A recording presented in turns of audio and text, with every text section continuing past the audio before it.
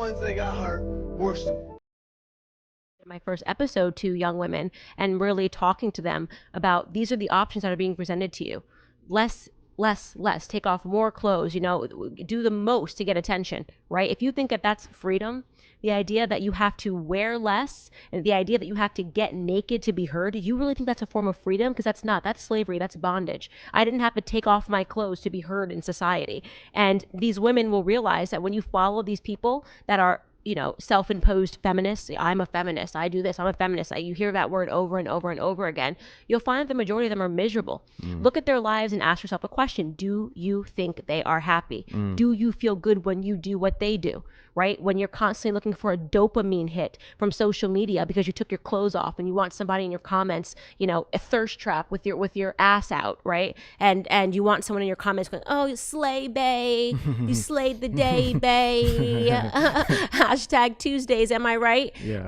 And you do the stuff for attention and you're devaluing yourself, and at the end of the day you don't actually feel good, and it's not going to bring you happiness, right? So yeah, you can get guys sliding in your DM, you can get guys telling you look good, you can get guys that want to sleep with you. How many of these people actually get guys that want to stay with you, right? That are not in somebody else's DM. The same way that you found him is the same way he's going to find somebody else, because we are increasingly becoming a part of a society that's ADHD. You want to know why our grandparents stayed together? Because they weren't looking at ass cheeks all day on Instagram and refreshing it and going, "Oh, well, that girl looks younger, that girl looks better, that girl's face tuned," and I think that is what these young women that they're following are telling them. You've got 13-year-olds getting lip injections, right? Because they want to look like Kylie Jenner. Again, not a shot to Kylie Jenner, but what society have we created that ever made Kylie Jenner feel like she had to go out and buy those lips, that she had to contour her entire face and change her entire body? She was already a beautiful little girl. So the society is ill. It's not normal,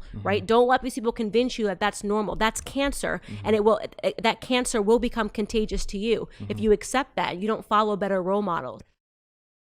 Hey, these are the questions. Did you have a good conversation with the guy? Did you go home right after, or did you want to keep talking to him? Exactly. Or did you just show up so you could take pictures at this motherfucking restaurant and post on Instagram? Let's cut through the nonsense and get real about modern dating. If you're a man, you're basically expected to be a walking ATM. You're footing the bill for the date, shelling out for hotels, keeping your car in top shape, and making sure the gas tank is always full, all just to have a shot at a relationship. Oh, and don't forget, you're also supposed to own a luxurious home, because apparently anything less is unacceptable, and constantly shower her with gifts. Dinner, drinks, clubs, it all adds up. Without cash, you might as well not exist in the dating world today. And what do you get in return? A bunch of women who are more about causing headaches or trying to fix problems they usually create themselves. Gone are the days when women had actual skills: cooking, cleaning, raising kids, keeping a household together, and standing by their partners through thick and thin. Now, it's all about what you can buy, not what you can build together. The traditional supportive partner? Practically extinct, replaced by a demand for luxury and a list of requirements a mile long. If you don't meet them, well, too bad. You're just not good enough.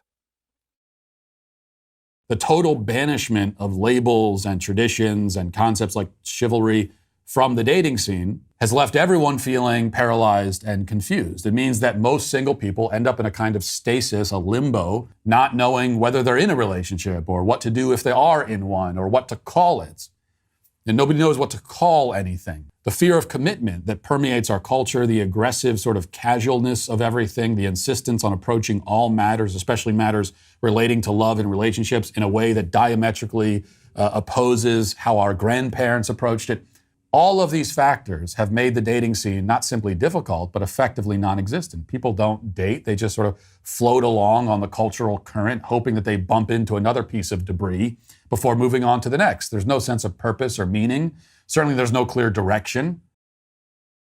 A woman will never love you, especially never love you for you. A woman only loves your approval. Okay, a woman only desires to love and intimately chase your approval and your validation. The crucial point to this that majority of men do not understand is that a man's attraction and a man's love for a woman only grows in time spent.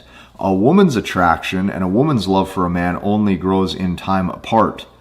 Therefore, it is never, and I mean never, in a man's best interest to spend lots of quality time with a woman. You're going to notice a decrease in desire, a decrease in attitude. She's going to be colder, ruder, and more masculine, and you're going to notice a decrease in sexual intimacy that she has for you.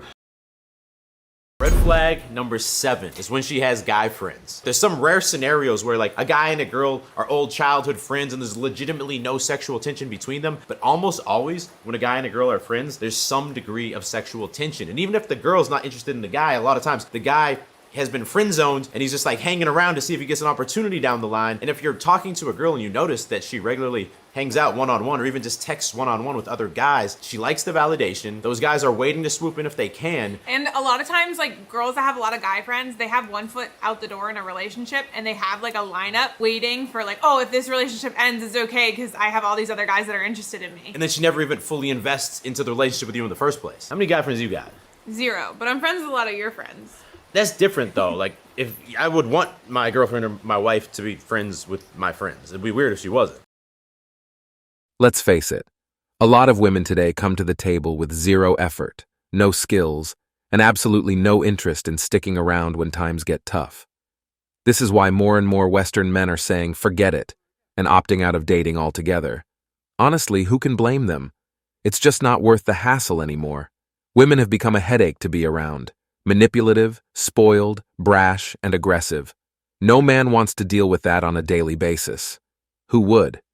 Sure, dating still happens, but it's a far cry from what it used to be. Traditional relationships? Practically a thing of the past. Now it's all about swiping right and sampling the endless buffet of potential matches online. Those at the top of the desirability scale can afford to be pickier, maybe even more unstable in their choices. And why wouldn't they be, when the game is so stacked in their favor? On top of that, a lot of women today don't feel the pressure to marry because they're financially independent. Good for them, but it also means they're not in a rush to settle down, making dating a never-ending circus. It's a whole new ballgame, and while people are adapting to this shift, it's clear that the old ways of partnership are fading fast. Let's be real. The best relationships are built on a shared desire to create a family. Without kids, being a couple starts to lose its meaning. Sure, childless singles can still make an impact on society. Just look at nuns, monks, and priests. But they had the freedom to commit fully to their roles without the balancing act of marriage and parenthood. In today's dating scene, it's the so-called 20%ers who snag all the attention. These are the guys who tick all the boxes. 6-figure salaries, 6 feet tall, confident, good-looking, and fit. Women's refusal to settle for anything less is why so many of them find themselves still single and lonely in their 20s, 30s, and beyond. Here's the kicker. These top-tier men are a rarity, and they know it. They have a revolving door of options, while average guys don't even register on most women's radar. Take me, for instance. I earn slightly above the median income, but that's apparently not enough for the lifestyle these women envision. And the irony? Some of these women are pulling in $20,000 to $30,000 a year, but still expect a partner who's raking in the big bucks. Women are constantly told to chase education and career success before thinking about families. But this clashes when men also want to be the main providers and dominant figures in a relationship. The truth is, a successful relationship needs one masculine and one feminine force. Two of the same just don't work long term. Masculine women and feminine men aren't exactly what most people are looking for. You can't escape the basic laws of nature and human biology. So don't be surprised when a lot of men are quietly overlooked in 2024. It's the inevitable result of this skewed dating market. And that's it for today on Sigma Traits. Make sure you hit that like button, smash that subscribe button, and don't forget to ring that notification bell. Support this channel through membership. You can also support through PayPal link in the description. Let us know your thoughts in the comments below. See you all tomorrow.